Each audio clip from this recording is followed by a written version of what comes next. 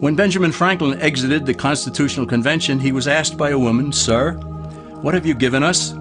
His immediate response was, "A republic, ma'am, if you can keep it." Yet most Americans today have been persuaded that our nation's governmental system is a democracy and not a republic.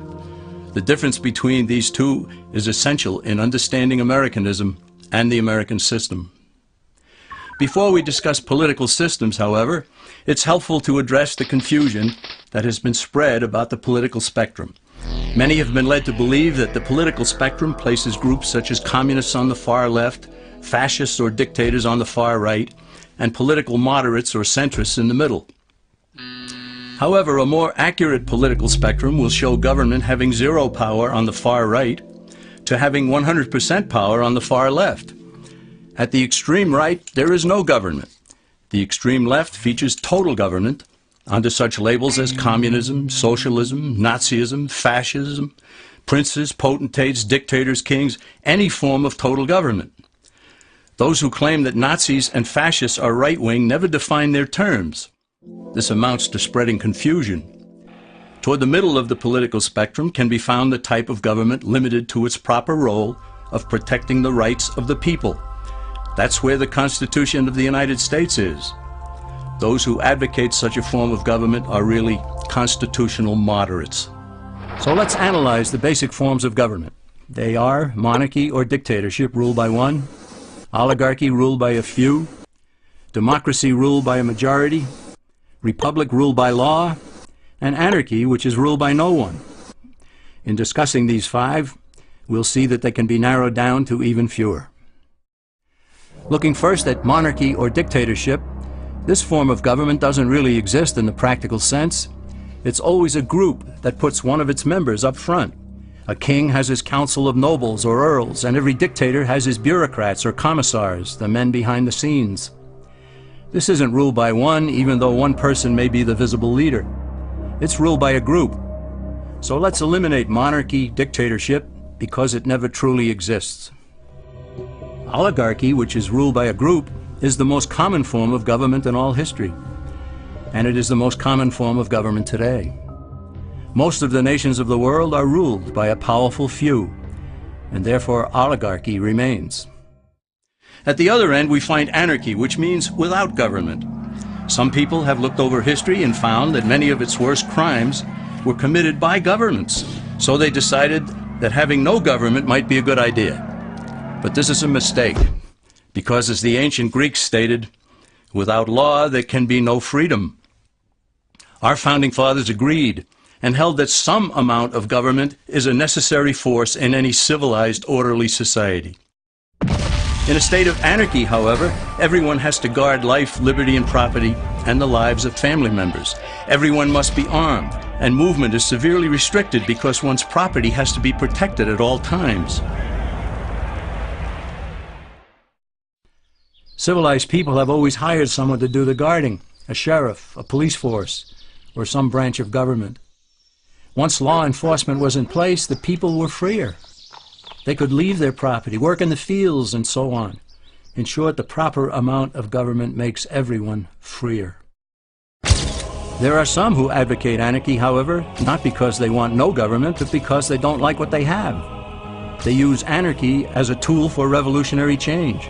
The condition of anarchy is very much like a vacuum where something rushes in to fill it. These calculating anarchists work to break down the existing government with rioting, killing, looting, and terrorism. Tragically, the people living in such chaos often go to those best able to put an end to it and beg them to take over and restore order. And who is best able to put an end to the chaos? The very people who started it. The anarchists who created the problem then create a government run by them, an oligarchy, where they have total power. This is exactly what happened in Russia that led to Lenin taking total power, and in Germany where Hitler's brown shirts created the chaos that brought him to power. But anarchy isn't a stable form of government. It's a quick transition from something that exists to something desired by the power-hungry. It's a temporary condition, and because it isn't permanent, we eliminate it as well. The word democracy comes from two Greek words, demos, meaning people, and kratein, meaning to rule. Democracy, therefore, means the rule of the people, majority rule.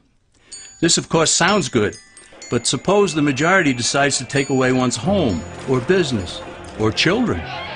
Obviously, there has to be a limit. The flaw in democracy is that the majority isn't restrained. If more than half the people can be persuaded to want something in a democracy, they rule. What about republic? Well, that comes from the Latin, res meaning thing, and publica meaning public. It means the public thing, the law. A true republic is one where the government is limited by law, leaving the people alone.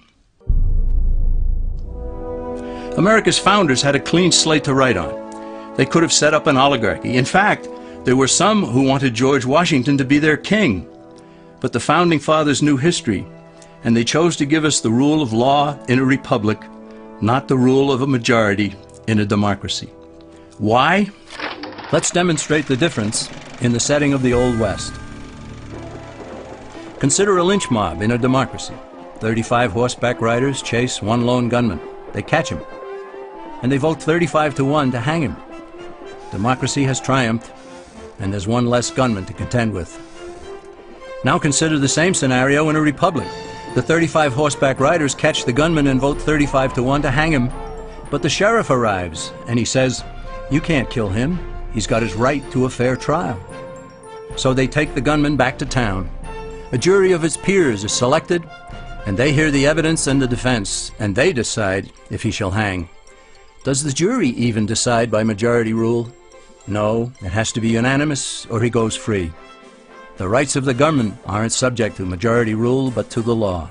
This is the essence of a republic.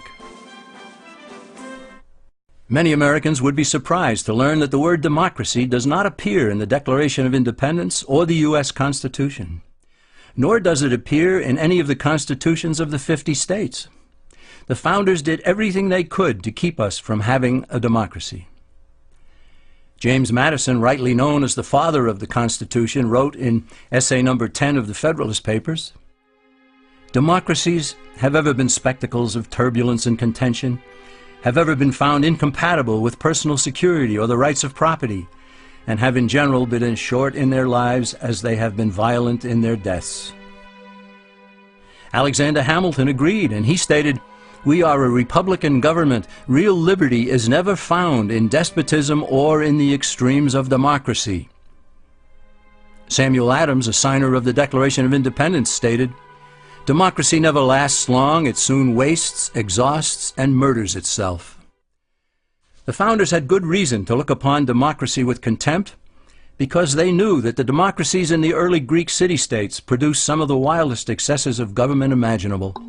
In every case, they ended up with mob rule, then anarchy, and finally tyranny under an oligarchy.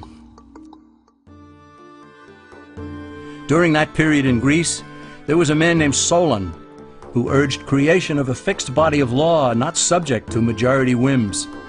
But where the Greeks never adopted Solon's wise counsel, the Romans did.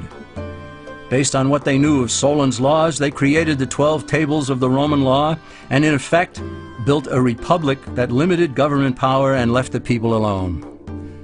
Since government was limited, the people were free to produce, with the understanding that they could keep the fruits of their labor.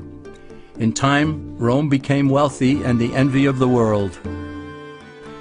In the midst of plenty, however, the Roman people forgot what freedom entailed.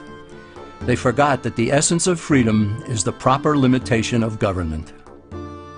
When government power grows, people freedom recedes. Once the Romans dropped their guard, power-seeking politicians began to exceed the powers granted them in the Roman Constitution. Some learned that they could elect politicians who would use government power to take property from some and give it to others. Agriculture subsidies were introduced, followed by housing and welfare programs.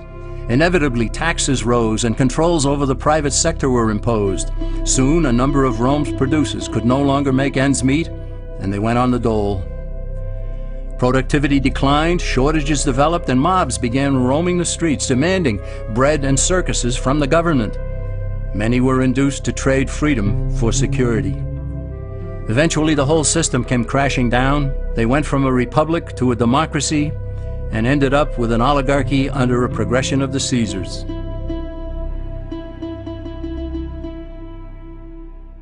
Thus, democracy itself is not a stable form of government. Instead, it is the gradual transition from limited government to the unlimited rule of an oligarchy. Knowing this, we as Americans are ultimately left with only two choices. We can keep our republic, as Franklin put it, or we will inevitably end up with an oligarchy, a tyranny of the elite.